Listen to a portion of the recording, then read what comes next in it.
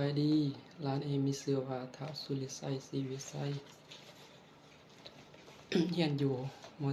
7 อยู่โรงเรียนมศ. สารวันมื้อนี้จะมาเป่าแคนในบทเพลงเตยของเพื่อจะมอบให้แก่องค์กรบ้านกัวลาวขอทานรับชมได้